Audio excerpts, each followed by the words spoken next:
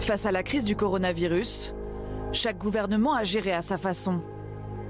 Alors que certains ont déployé très vite des mesures sanitaires strictes, d'autres ont joué la carte du laisser-faire. Plus d'un an après le début de la pandémie, un institut australien publie une étude et évalue les résultats de ces deux approches en distribuant les bons points. Tout en haut du classement, les pays d'Asie du Sud-Est. La Nouvelle-Zélande fait figure de meilleur élève de la planète, 26 morts au total. Le dernier décès remonte à septembre. Nous n'avons pas d'épidémie généralisée, mais simplement une petite chaîne de transmission qui est gérable au travers de nos procédures de traçage. La fermeture de ses frontières, couplée à des mesures sévères de confinement et de traçage, lui ont permis de contrôler l'épidémie. Pour des raisons similaires, l'Australie, Taïwan ou encore la Thaïlande font aussi partie du haut du tableau. 6 critères sanitaires sont retenus pour évaluer les États, dont le dispositif de dépistage, les nouveaux cas ou encore le nombre de décès. En bas du classement, on retrouve les pays qui ont tardé à agir. Ils payent aujourd'hui un lourd tribut.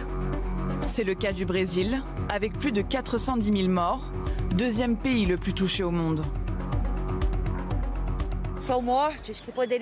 Il y a tellement de décès qui auraient pu être évités depuis longtemps. Et le gouvernement n'a tout simplement rien fait pour la nation.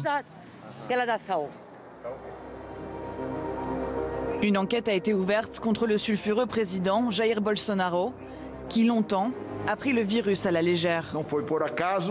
Ce n'est pas le hasard du fléau divin qui nous a amenés à cette pandémie.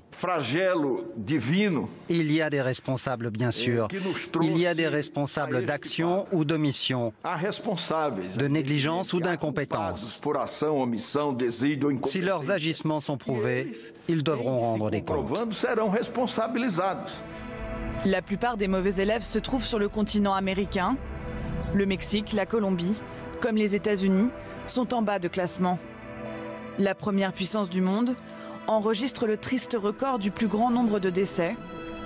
Près de 580 000 personnes sont mortes du Covid. La France, elle, n'arrive qu'à la 71e place sur 102 pays.